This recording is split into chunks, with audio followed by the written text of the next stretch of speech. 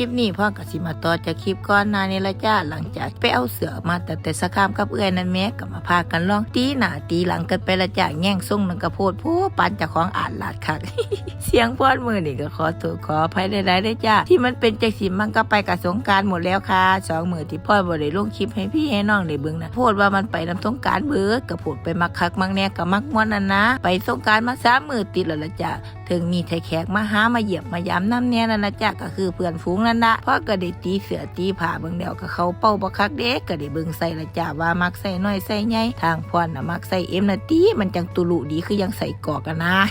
ก็ได้เลือกตามใส่ที่เจ้าของได้สั่งได้ว่ามาแล้วพ่อก็ได้ออกทงออกท่ามาละจ้ามาหอดทงพ่อใหญ่ก็มาทหารส่งเขาส่งน้ำแล้วเด้เสียงพ่อนก็มาฝาดเป็นตาบ่ยังแท้เนาะเป็นตาได้ไปเอิ้นพระอยู่วัดมาสวดมาม่วนบ่กะโพดมาไปโพดคักเขาได้ยินเสียงเพลงก็บ่ได้ละจ้าใจน่ะมันตึบไปน้ำเสียงเพลงโลดตัวกะโพดว่ามันไปห้องคักห้องแน่นั่นนะเสียงมันก็เลยไปจักเจ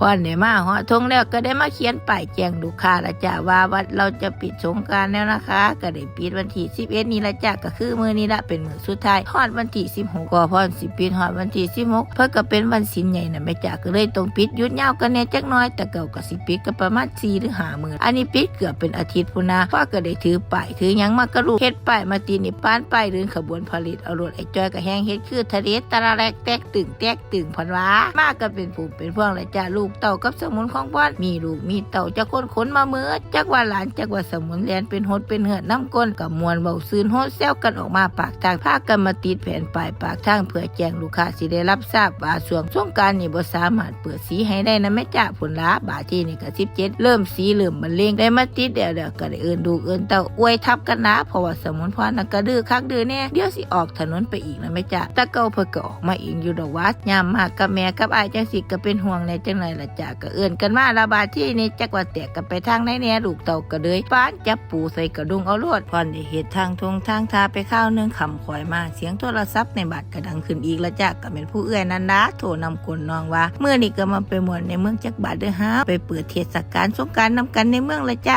ก็ได้เอิ้นได้ตาวน้องไปละจ้าน้องก็แฮงบ่ค่อยพร้อมปานใดสภาพแต่ละคนไม่ค่อยพร้อมเท่าไหร่เลยค่ะแต่ว่าปีทุกอย่างทุกแนวจักว่าขึ้นโค้งขึ้นคิ้วสติกเ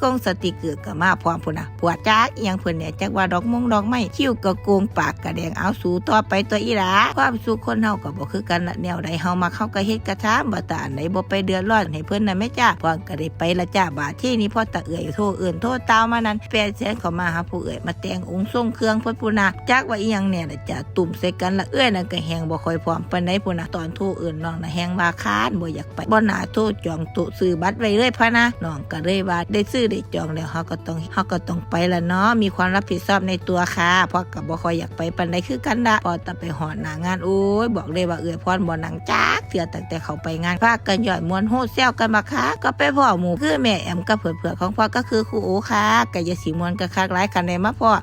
ผีเคยได้ยินบ่ก็ได้มาตื่นกันอยู่งานพี่ละฮอดบ่ได้โทรเอิ้นโทรส่วนกันเด้มาฮอดก็ได้ตื่นกันบักคักบักแน่พุ่นละจ้ากับหมู่พ่อพากันได้เข้าหมู่กันนี่โอ้ยจนจบงานจ้าบ่สมว่าสิไปข้าวเดียวบ่ได้ว่าสิไปดุนไปนั้นไปจักชั่วโมงก็มาเฮาพะนะเพราะได้ว่าไปบ่เสียโตเสียเงินทิมไปฮอดไปถึงก็มาสิได้เซาหั่นนี่จ้าจนงานคัดเจ้าพุ่นนะเซาความม่วนความซื่นไม่ต้องพูดถึงค่ะคะแนนเต็ม10ครูให้100จัดไปเลยค่ะ100 1,000 คูณ 1,000ก็ว่าไป